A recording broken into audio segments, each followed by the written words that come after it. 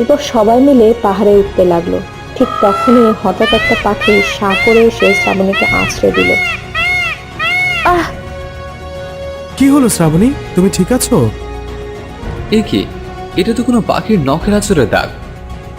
হ্যাঁ, ওই যে পাখিটা আমায় আছড়ে দিল। আরে এটা তো ময়ূর। আমাদের জাতশত্রু ওদিকে দেখো, আরো ময়ূর উঠছে। ওরা যদি আমাদের চিনে ফেলে তাহলে কিছুতেই পাহাড়ের চূড়ায় পৌঁছতে দেবে না।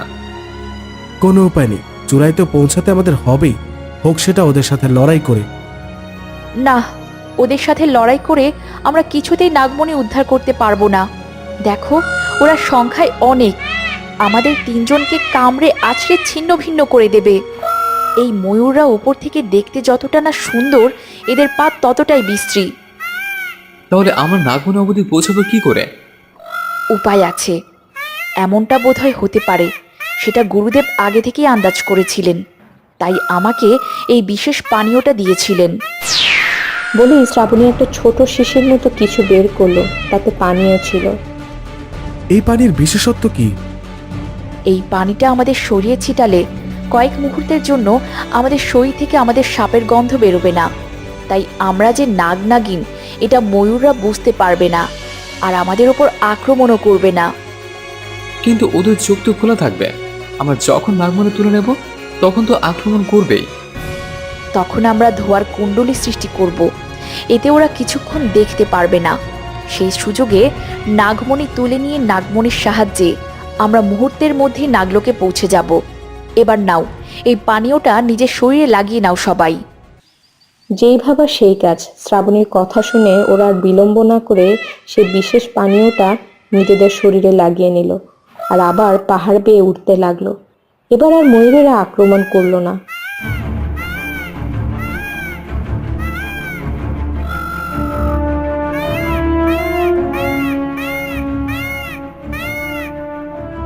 কিছুক্ষণের মধ্যেই ওরা পাহাড়ের চূড়ায় পৌঁছে গেল, আর একটা তীব্র আলোর ঝলকানি ওদের চোখে মুখে এসে লাগলো।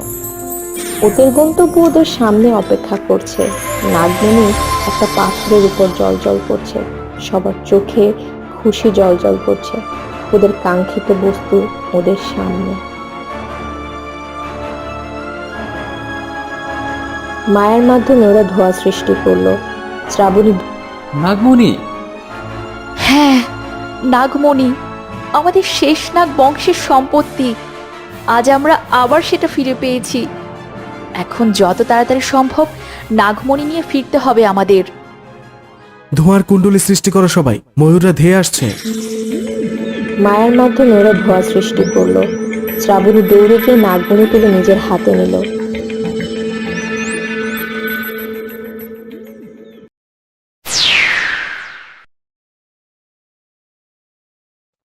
এদিকে সবার অন্তরালে আকাশকে সাথে নিয়ে যামিনী বুনছে ষড়যন্ত্রের জাল। যামিনীর তন্ত্র সাধনার ফলে জেনে ফেলেছে আজই শ্রাবণী নাগমণি নিয়ে নাগলোকে ফিরবে। তাই ও ভাবে যে আজই নাগলোকে আক্রমণ করবে আকাশকে নিয়ে, আর ছিনিয়ে আনবে নাগমণি। আজই আজই আজই আমার হাতে আসবে নাগমণি। তারপর আর আমাকে অমর হওয়া থেকে কেউ আটকাতে পারবে না, কেউ না। পুরো পৃথিবী আমার হাতের মুঠোয় আসবে। আমি হব ত্রিভুবনেশ্বরী, সমগ্র দুনিয়া রাজ করব আমি। তাহলে আমার কি হবে? আমি কি পাবো সব যদি তুই নিস? হুলে লেলে আমার রক্ত খেকো ভ্যাম্পায়ার, কখন বললাম আমি তোকে কিছু দেব না? হ্যাঁ, সব কিছুর দুই ভাগ হবে, অর্ধেক তোর অর্ধেক আমার। এবার খুশি? শোন বুড়ি, তুই যদি আমার সাথে চালাকি করার চেষ্টা করিস তাহলে সবার আগে তোর ঘাড় মটকাবো আমি, বুঝলি? মটকাবি, তবে আমার না, ওই নাগরানী শ্রাবণীর, বুঝলি? এবার বেশি কথা না বলে যজ্ঞের আগুনের সামনে বস। তোর শক্তি আমায় আরো বাড়াতে হবে, কারণ আজ রাতে আমাদের নাগমণি চাই, নয়তো আবার 23 বছর অপেক্ষা করতে হবে। আজ রাতের পর আর কেউ নাগমণি ছুঁতে পারবে না, তাই যা করার আজ রাতেই করতে হবে। যুদ্ধের জন্য তৈরি হ নাগরানী, আমি আসছি নাগমণি ছিনিয়ে নিতে। নাগমণির সাহায্যে চোখের পলকেই প্রাসাদে পৌঁছে গেল শ্রাবণীরা। নাগমণি হাতে নিয়ে শ্রাবণী, অর্ণব, আর্য আর পিছন পিছন বরফ পাখি উড়ে আসতে লাগলো। আজ কয়েক যুগ পর আবার নাগমণি তার সঠিক স্থানে ফিরে এলো। শুধু আজ রাতের অপেক্ষা, ভোরের আলো ফুটলেই নাগমণি আগামী 23 বছরের জন্য সুরক্ষিত হয়ে যাবে, আর কেউ ছুতে পারবে না ওটা। আমি জানতাম তোমরা নিশ্চয়ই পারবে নাগমণিকে ফিরিয়ে আনতে। শুধু আজকে রাতটা শত্রুদের হাত থেকে রক্ষা করতে পারলে আগামী 23 বছরের জন্য নাগমণি সুরক্ষিত হয়ে যাবে। হ্যাঁ গুরুদেব, আমরা শপথ গ্রহণ করেছি যে নিজেদের জীবন দিয়ে হলেও নাগমণিকে রক্ষা করব। তাই আপনি কোনো চিন্তা করবেন না। আজ রাতে যাই হয়ে যাক না কেন, নাগমণি কেউ চুরি করতে পারবে না। শ্রাবণী একদম ঠিক বলেছে গুরুদেব, আপনি কোনো দুশ্চিন্তা করবেন না। এখন চলো, নাগমণি কক্ষে তোমাদের পূর্বজন্মের সঙ্গীদের প্রাণ ফেরাতে হবে।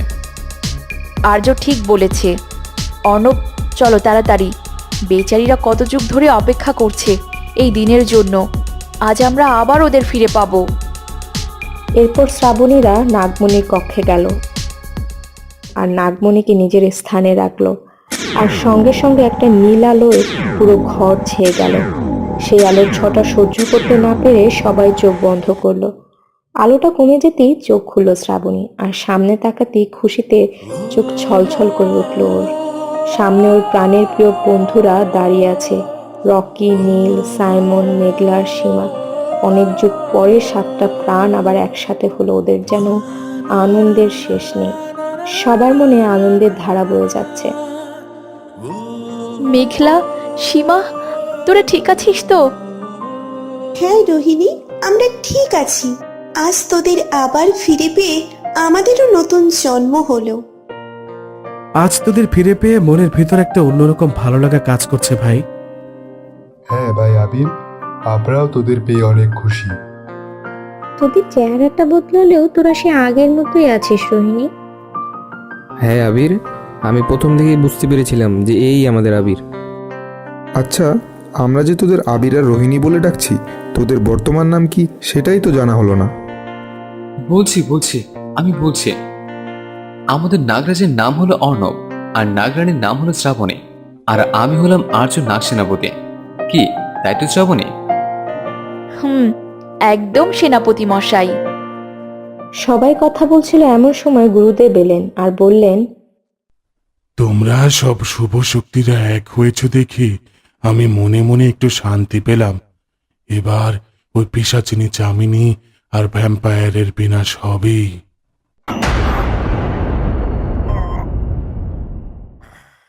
ভ্যাম্পায়ার? ভ্যাম্পায়ারটা আবার কই থেকে এলো?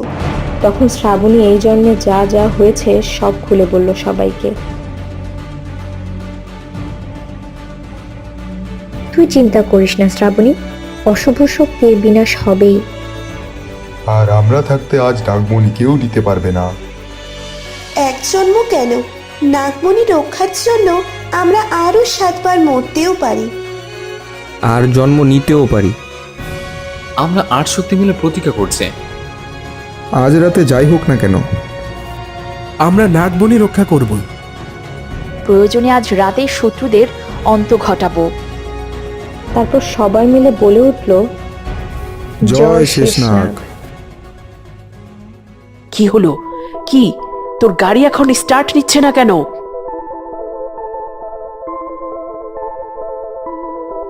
হ্যাঁ হচ্ছে, এবার উঠে আয় গাড়িতে। অনেক রাত হয়ে গেছে, আজ রাতের মধ্যেই যা করার সব করতে হবে। এরপর ওরা আবার চলতে লাগলো। কিছুক্ষণ পর গভীর জঙ্গলে প্রবেশ করলো আর গাড়ি থেকে নেমে পায়ে হাঁটতে লাগলো। কে জানে কোথায় নিয়ে যাচ্ছিস, বলি তুই আমায়। বেশি কথা না বলে সামনে দেখ রক্ত খেকো।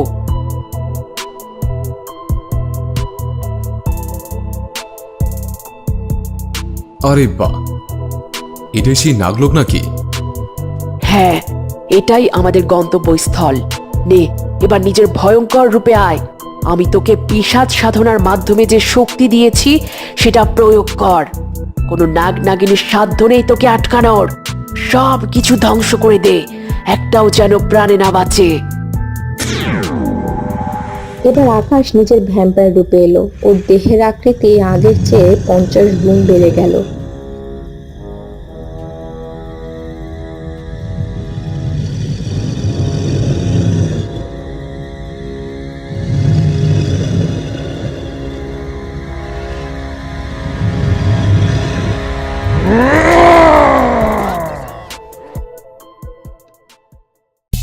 এটা কিসের হুঙ্কার ছিল? নিশ্চয়ই কোনো বিপদ ধেয়ে আসছে। আসলে আসতে দাও, আমরাও তৈরি। এমন সময় কিছু প্রহরী দৌড়ে এলো আর হাঁপাতে হাঁপাতে আর বলল, বড় একটা দানব প্রাসাদে আক্রমণ করেছে। তখন গুরুদেব বললেন, ও এসে গেছে, ওই রক্তকেক পিশাচটা এসে গেছে। নাগসেনারা আক্রমণ করো সবাই।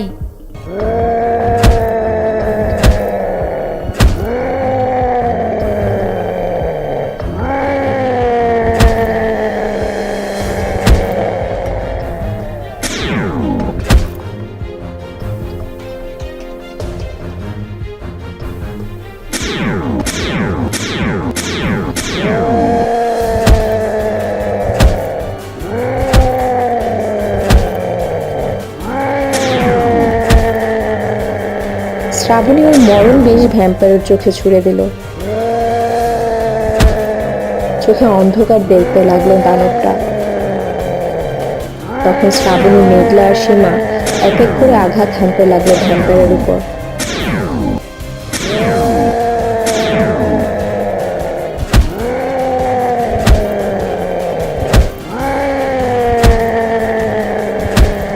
রক্তক্ষেকো হেরে যাচ্ছে দেখে যামিনী মরণ বিন বাজাতে লাগলো।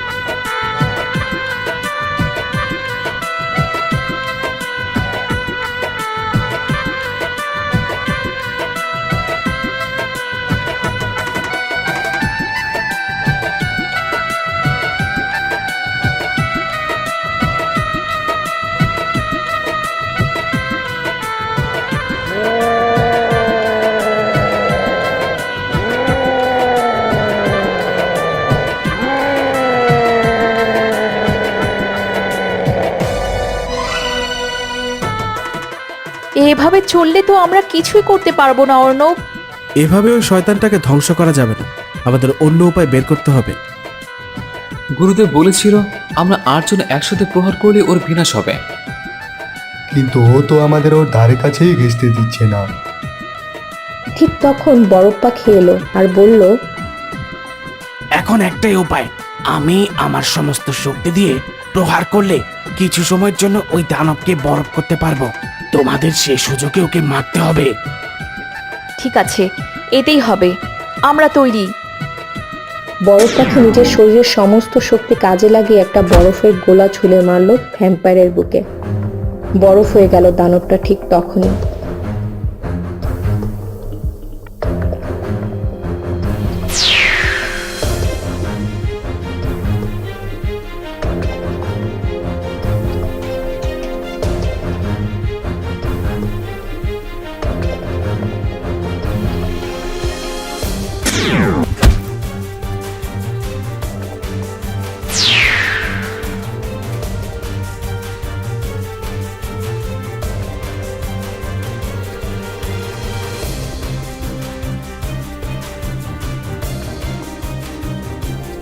আমরা পেরেছি ওই অশুভ শক্তিকে ধ্বংস করতে।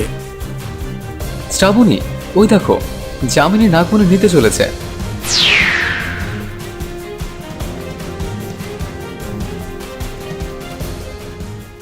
নাগমণি নিতে চলেছিলি? তোকে নেওয়াচ্ছি আমি নাগমণি। এই নাগমণির লোভে তুই কত ক্ষতি করেছিস আমাদের, মনে আছে তোর? আজ আমি তোকে কিছুতেই ছাড়বো না। আমায় ছেড়ে দে নাগিন, আমি নাগমণি নেব না, প্লিজ আমায় ছেড়ে দে।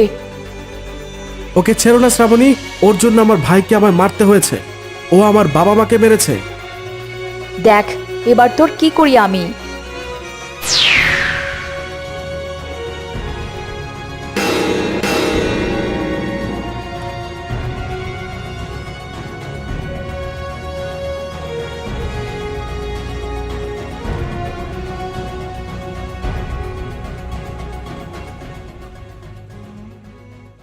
আজ আপনার সম্পত্তি আপনাকে সমর্পিত করলাম শেষনাগ।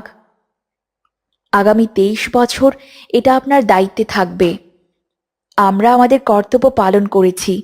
জানি না এই গল্প শেষ হলো কিনা, তবে এটা জানি যতদিন নাগমণি আছে ততদিনের শত্রুরাও জন্ম নেবে। হয়তো একটা কাহিনীর শেষ থেকে আবার একটা ভয়ঙ্কর কাহিনী শুরু হতে চলেছে, কিন্তু আমাদের গল্প হয়তো এখানেই শেষ। গল্প কখনো শেষ হয় না শ্রাবণী, একটা গল্পের শেষ থেকেই আরেকটা গল্প শুরু হয়। জানি গুরুদেব, কিন্তু আমি চাই না আমি যে পরিস্থিতির শিকার হয়েছি তেমনই কোনো ঘটনা আমার সন্তানের সাথে ঘটুক। আগে তোকে আসতে দাও, তারপর দেখো ওর কোনো ক্ষতি কেউ করতে পারবে না আমি বেঁচে থাকতে। আর আমরা বুঝি পর হলাম এখন? আরে কে বলল তোরা আমার পর? তোরাই তো আমার পরিবার।